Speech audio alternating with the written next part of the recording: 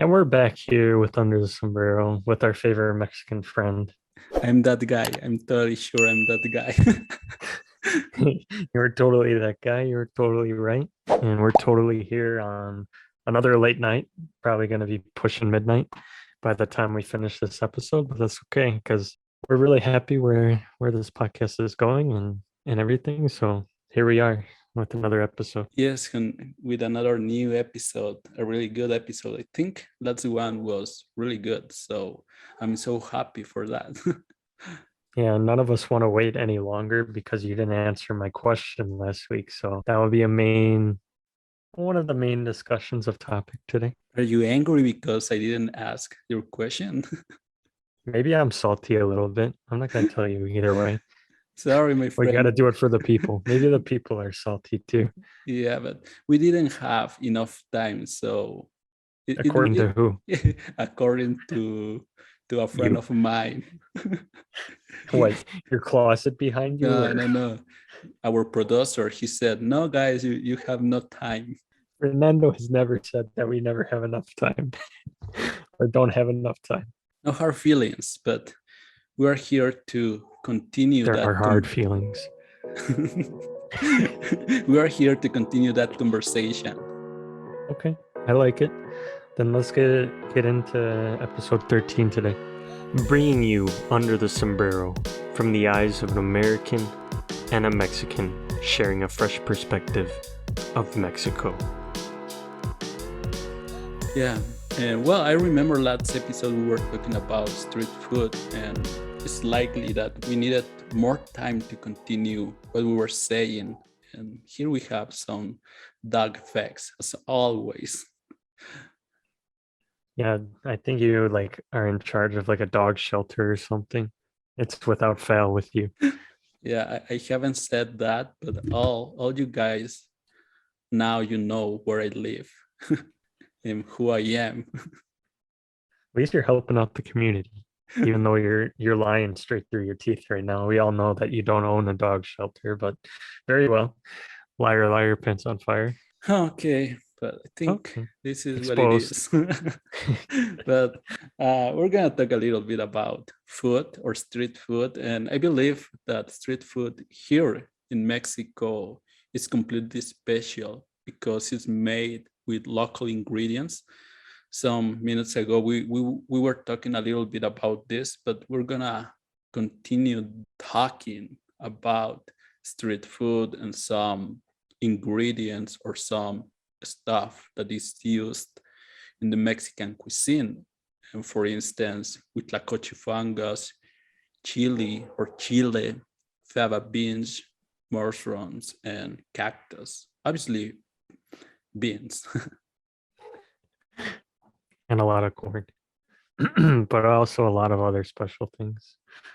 But before we get into this, I think we need to answer the question first.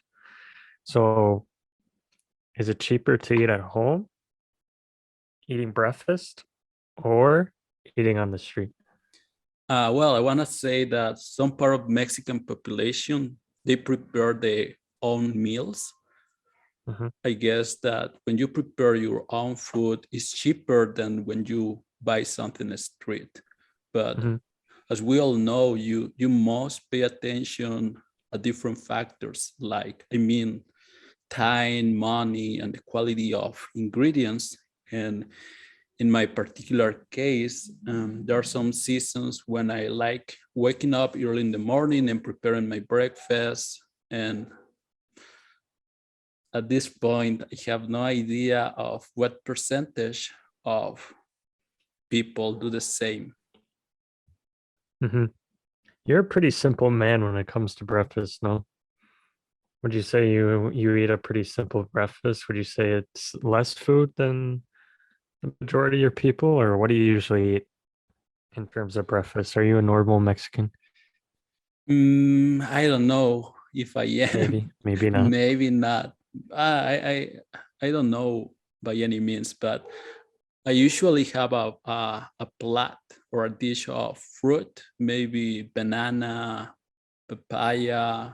apple, also a cup of coffee, maybe no, Only sometimes. Yes, sometimes, not all the time, because Mhm. sometimes I have a cup of tea as well, and You're pan doing that dulce, for your hair, aren't you?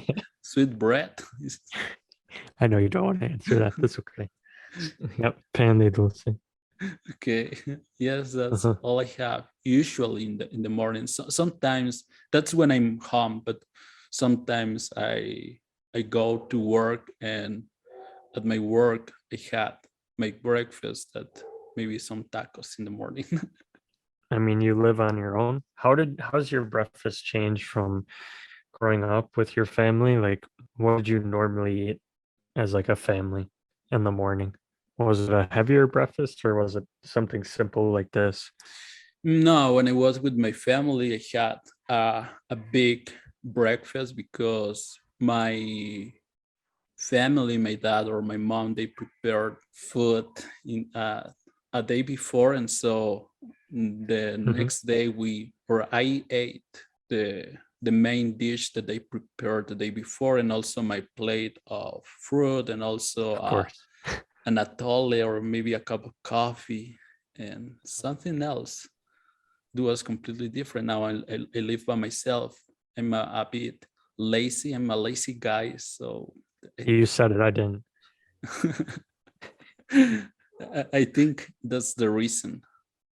How would your mother feel? She feels proud of me. That you're lazy and don't make your own breakfast? No, because she doesn't know. All the time I say, no, yes, mom, I'm doing my best. I'm preparing all my food in the morning. I'm cooking all day long. But now she knows the truth, and Uh-huh. she's now so happy. She all the time tells me, you need to pay attention of your health, or you what you are eating, and no doubt that she's right. Well, the change starts today. It doesn't start tomorrow. So, I mean, it might be a little late to eat breakfast right now, but hey, I wouldn't recommend to eat breakfast at almost midnight, but whatever floats your boat, buddy. Maybe is the perfect time in China. I mean, you're not wrong. It would definitely probably be around like noon right now. I mean, it might be a little late for breakfast or like something like a brunch, but I think it wouldn't be a bad idea, maybe. I'm curious, you mentioned that you used to eat a lot more when you were in Coatepec or living with your family. What was like one of the favorite dishes you had for breakfast that your parents would make? A plate, a dish of chilaquiles rojos. Stop. Yes, that's my favorite one. I'm Verde. I'm sorry. Team Verde. No, no, no. All the way. We should have like a Red. poll on Instagram. Who's Team Verde and who's Team Raw? I think Okay, it's necessary. okay, we can do it. We know who's gonna win. Who knows? Maybe you have an opportunity here, but I don't think so. I mean, Team Verde usually has a little extra cash. Maybe I would pay a few people, get a few extra votes, call it good. Or maybe I can send them some packages of coffee from Coatepec. Who knows who can win here? You're a clever guy, eh? We'll see. I think it's a good idea to try this. I like it. Tell me about, since I don't think we've talked really about chilaquiles. Maybe we have, but can you tell me a little bit about chilaquiles? Okay, chilaquiles are totopos swimming in a red or green, in this case, because you are saying that green, Swimming? yes, swimming in What's a happening here? Are there people? What's happening? I no, don't no, understand. Did that's somebody get killed for this dish? no, this is the way how I'm trying to explain what chilaquiles are. So in my brain or in my mind is the tapo swimming in a red or green spicy salsa and topped with sour cream or cheese and some fresh onion. Uh-huh. That what chilaquiles are. Queso fresco.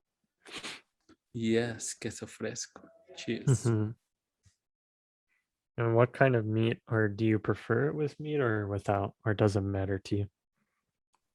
Mm, I usually prefer chilaquiles with steak because some Uh-huh. people they put chicken and also eggs, but it depends my mood. Hmm. But I usually like chilaquiles with steak the most. Can you remember the first time that you had chilaquiles, or am I going to be sharing the first time I had chilaquiles? I wish I could, but I can't remember. No, I, it's. I mean, at your age, it might be a little difficult. Sorry, man. It Yeah, always comes up every episode. yes, but yeah, I'm so old. But do you remember your first time? You Yeah, know what I mean? I know what you mean, bro. It was a little over 2 years ago. I had chilaquiles verdes, and they were homemade actually. They weren't bought in like some fancy restaurant or in the streets. It was made at home, and it was chilaquiles verde con pollo with chicken, green chilaquiles with chicken. And I had two options. So there was spicy chilaquiles made, like really spicy, or there was like one that wasn't so spicy. And of course, me being me, I went with the really spicy because I enjoy spicy food. And this Really? was, yeah, of course, you know me by now. I show you all the sauces and stuff that I make. Yes, I like but make. it's different seeing a picture and really tasting something spicy. So I don't know. You Okay. it's what you say. You just don't even trust your friends, man. I can't believe it. But anyways, so I remember tasting this, and it didn't let it really hit me until like two or three tortilla chips later, or for you, totopos.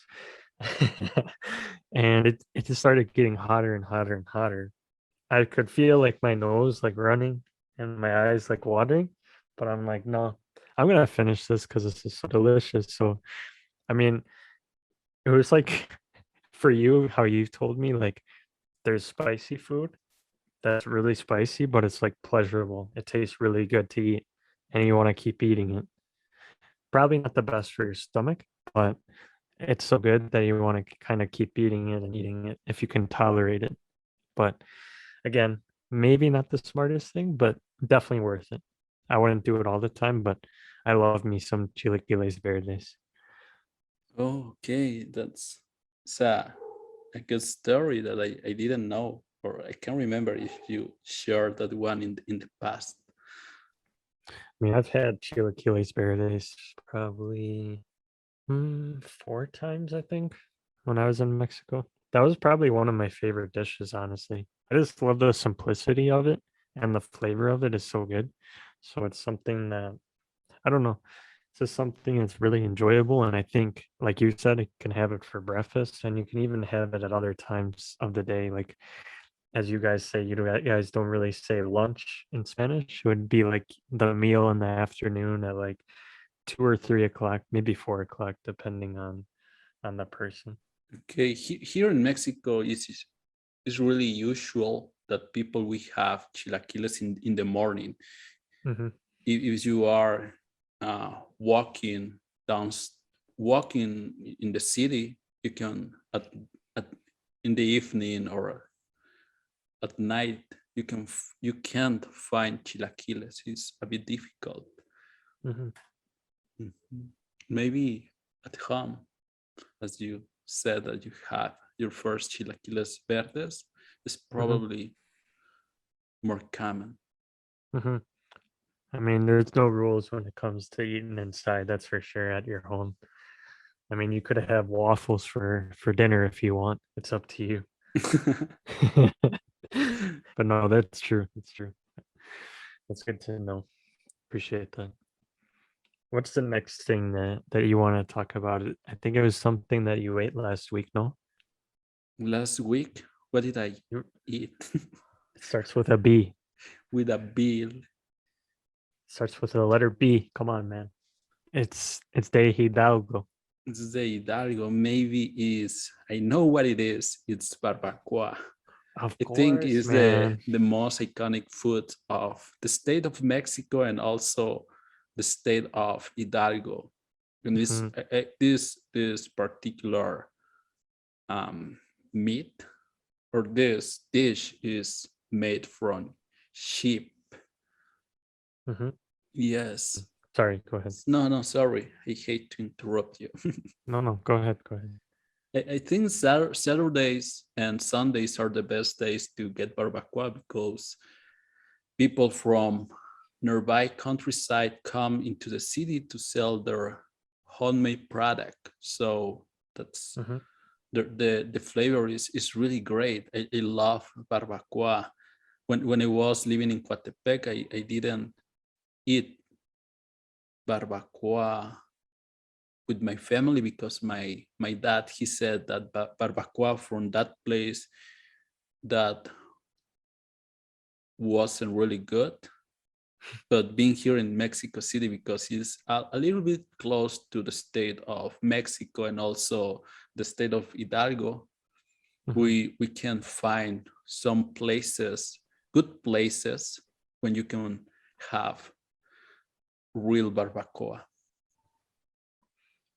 No, I think like for you, like you're saying, like and your dad, probably it's a little different because he was having it in different states and he's used to like a particular flavor and you got grown up with like a different flavor. I don't know if you've tried it in like Hidalgo, for example, if you've tried barbacoa over in that state.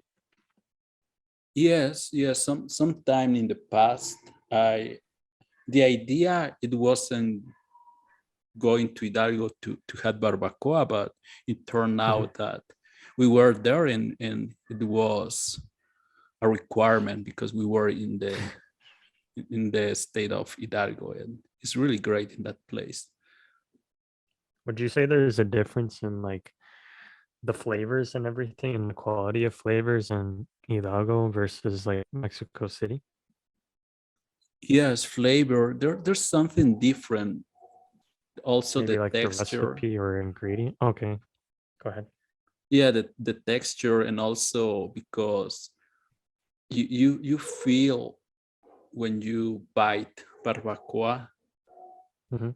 that is Like melting in your mouth, kind of? yeah, yes, it's really soft, a Mhm. good barbacoa. And sometimes here in Mexico City there are many places that they don't have that kind of meat. If you had to guess, I know you're not cooking barbacoa in your kitchen or anything, because it's quite the process they go into, especially in some of these places. I don't know if the processes are the same in Mexico City, like having like basically a pit where they cook the barbacoa in, like underground. Would you say like what would you say is what makes it different? Is there something that you think they're doing different or they're not cooking it long enough to make it softer? Or if you had to guess. Maybe is one of the main points here is how they raise chips Sheeps. chips More of that sh. chips. You're good, brother. It's like the same thing with show. Remember those Show. times? Yes, I remember those times. I'm still You've come a long way, struggling my brother. with that, but You've come a eventually long way. I'm gonna do it. So I think that is how they raised chips and also how they cook them because sometimes or well usually all the time they need a hole underground and Hmm. they put those leaves of maguey.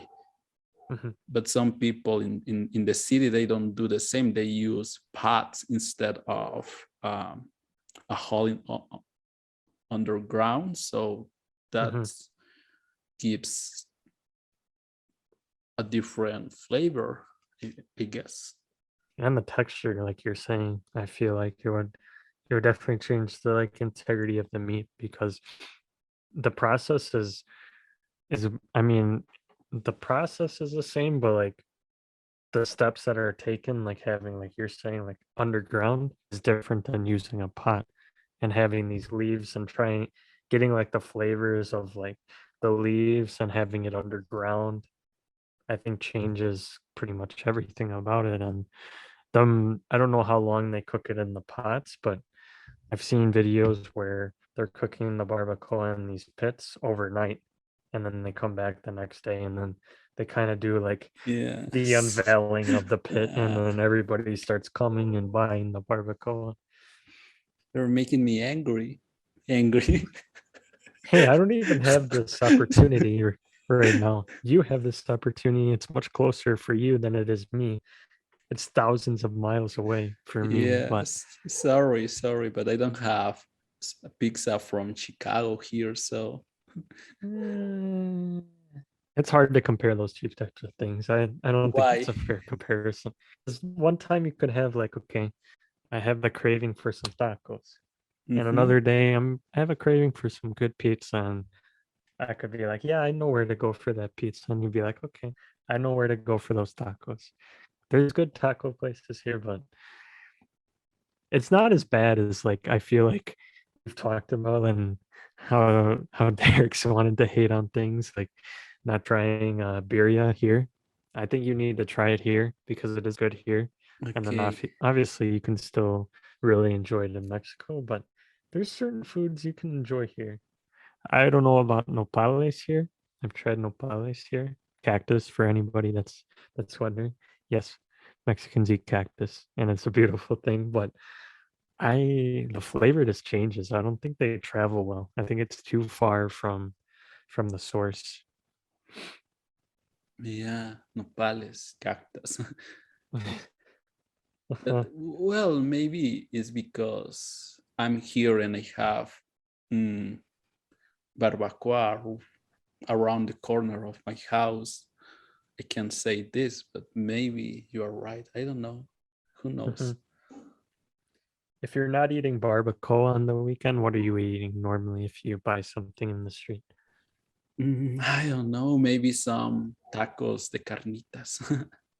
Uh-huh. Yes, What are carnitas? carnitas, carnitas. They're from Michoacan, we know that. Yeah, Michoacán, Mexico. Uh-huh. Yeah, I love carnitas. I love pork, and so carnitas are made from medium-sized portion of lean pork meat. Uh-huh. So I don't know how to describe that. There's I've seen like, tell me if I'm wrong, but I've seen some like, there's purists when it comes to everything. There's some people that sell their carnitas that say you don't need any sauce on your carnitas. Really? Uh-huh. No way. In Michoacan, not in Mexico Okay, City. yeah, yeah. I'm Uh-huh. In not. I'm Michoacan. sorry. I'm not an expert, so I know nothing. But what I know is that if you have a tortilla and you put something in your tortilla, it becomes into a taco. And if you have a Mhm. taco, you need all the time. I'm totally sure you need salsa. There is no taco without salsa. That's not a taco. That's something else. That's something weird. So if you were to go to one of these places, I'm telling you it's the truth in Michoacan. Would you go to one of these places? Let's say you don't know, maybe by accident you go to one of these places that doesn't have any salsas. Would you would you buy your carnitas and leave and just find salsa somewhere else? Maybe, yeah, because I need salsa. I really need salsa. I need onion on my taco. I need cilantro on my taco. Mhm. So yeah, maybe I haven't tried uh, taco de carnitas with no salsa, but You couldn't it, dream of it. Would that be a nightmare? yeah, but in my book, You that have a doesn't book? work. Where can we buy your book? No, No, no. you haven't published it yet. not yet. In my mind, in my opinion, that's not a taco. So would you say salsa is the most important thing on a taco? Yes, I guess there are some taquerias where meat or tacos are not the best ones, but if they have a really good salsa, it's worth it. That taqueria. I had this discussion with my friends, and we were talking about, oh, what's make a taqueria a good one, and they said all the time, la salsa. Salsa is the main ingredient in a taco. So that's the difference. There are some taquerias where I work, nearby where I work, and they have maybe 10 kinds of salsas every single day. my And they're lord. changing all salsas every day. So for instance, maybe on Monday they have um, peanuts, salsa, Just say it in Spanish first. salsa de cacahuate. Uh-huh. Okay, Mhm. With and chili de árbol, no? yes, well, there are different Types. recipes. Yeah, maybe you can have salsa con chile de árbol and without chile de árbol, and maybe with another kind of chile. But they all the time are changing recipes in that place, and maybe tacos in that taqueria are not really good. But if you put a really good salsa, is different. It's the perfect combination that you need in your life if you are having tacos. So in this taqueria, do you like their like business model? Do you like the opportunity to have like a variety of salsas every time you go? Do you kind of like that surprise, I guess you could say, or do you like somewhere like, okay, I know what salsas I'm gonna get at this place, or is it something like you'd rather just have like a bunch of options and new options possibly? On behalf of my friends, I'm gonna say that we love, or I love, different kind of salsas, and being surprised that day, like, oh, this is a new one. What kind of salsa is this? Let's try it. So just a surprise salsa. Tell me the truth. I mean, are you speaking for your friends or are you speaking for yourself? For all people around the world that love tacos. Well, for myself, but because I had this conversation with some Mexican friends, because a friend of mine, he invited me to that place some years ago when I was moving to. No, when I was working here in Mexico City, he said, you need to be, or you need to go to that taqueria to try no tacos, not really tacos, to try salsas to prove them because they're really good. And so he was right. He was completely right. What's one salsa that's really stuck out to you? Has there been one that's been like, it can't be like this is my favorite one, or like a top three favorite salsas that you have? Maybe that one that I said before, salsa de cacahuate, and another one, um, a salsa verde, a green Mhm. salsa. Yeah, those two are I thought you the were Team best. Rojo. Yeah, but in chilaquiles rojos, because the salsa in chilaquiles is no a kind of salsa that you put on your taco. Mhm. Some people, they say that every kind of taco needs a different kind of salsa. Some Do people, you they say agree if with that? you're sometimes they're right, sometimes, because if you have carnitas, you have to Mhm. put certain kind of salsa. If you have tacos al Wait, wait, wait, pastor, wait. What kind of salsa are we putting on carnitas? I think green one, the Mhm. green one is the perfect combination. Also for tacos de barbacoa, green Mhm. one is the best one. If you are having tacos al pastor, maybe a reddish one. And some With people, chipotle sometimes, not really. depending. No, I think chipotle is not something that it's not a flavor that you want to have with taco al pastor. That's in my point of view. So I'm no, Just to season the meat with it. sorry, can you repeat? Just to season the meat with it, just depending on the place, Okay, yeah. the way they season the meat. I think they use achiote, that is a common ingredient from the Yucatan Peninsula. That's the um, main ingredient in the Yucatan cuisine, or in that place. Mm-hmm. No, the only reason I even said that, I remember because you got me introduced to La Ruta de la Garnacha con Lalo Lalo Villar. Villar, my friend. He's my A friend. long, here we go again. A long time Yes. ago, back in, oh man, probably in October of last year. I think you probably told me about those guys like La Capital, Oscar, and those guys. And I remember them, they visited, it's the one taqueria that they go out and there's like the guys bringing the tacos out to the cars. I think they wear blue and white. Yeah, I can't I remember. know what you are talking about, what taqueria, but I don't remember the name, but continue. I mean, if anybody makes it this far, we should do a giveaway if somebody can answer the question and name the taqueria.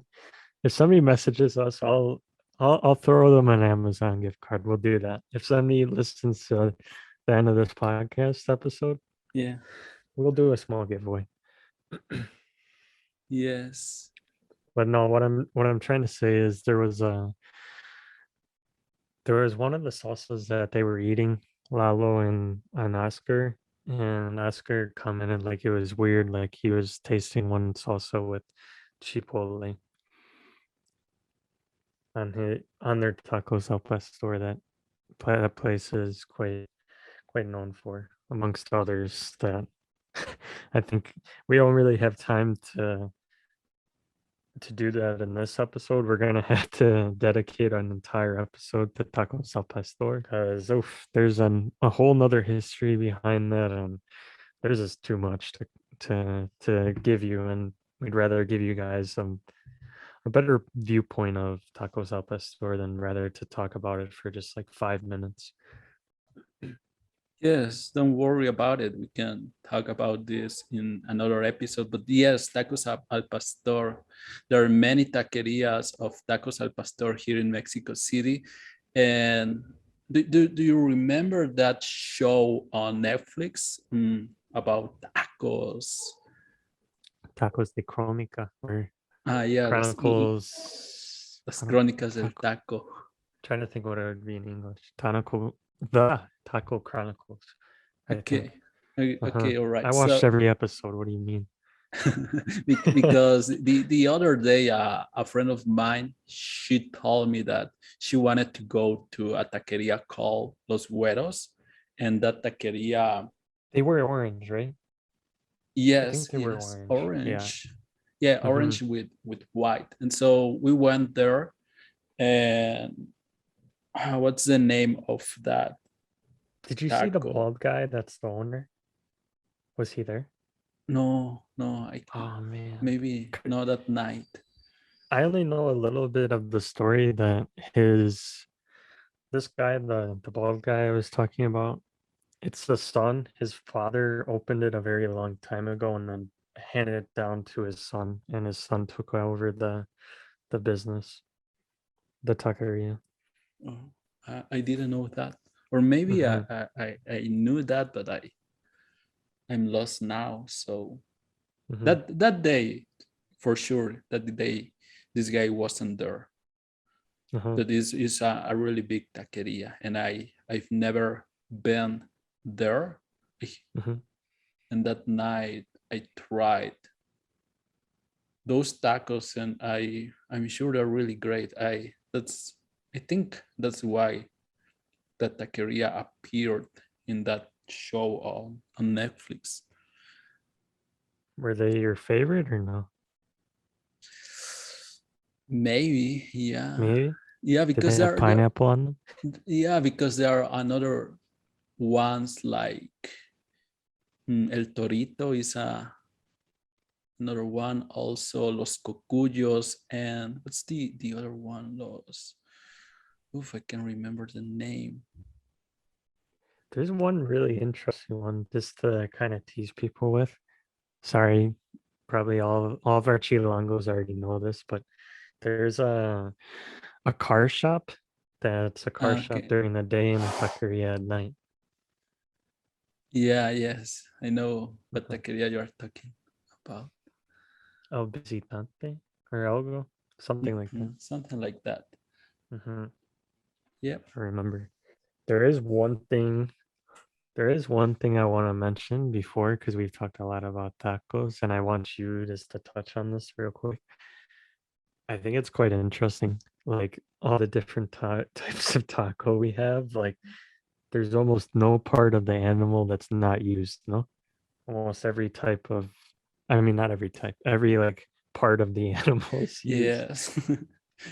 Yeah. Even if you something that you think no, this is not possible to eat, we Mexican we find a way to eat it. Like tacos de ojo. Oh, tripas, guts.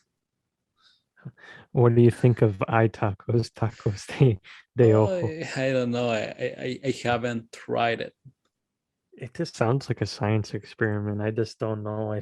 For me, it's some things. It's just like they say not to knock it till you try it. Don't hate on it till you try it. But that one, I think there's an exception. I just can't imagine eating an eye from an animal. That just everything about that just turns me off. Yeah, or brain tacos.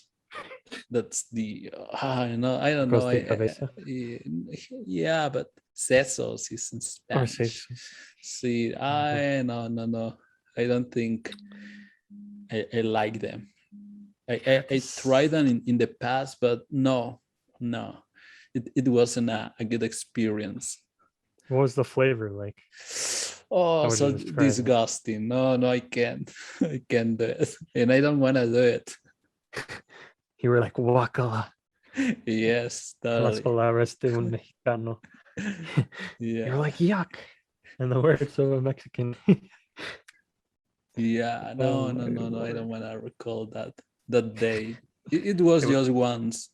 It was just one time when I had tacos the sesos, but oh no, man, it was really bad.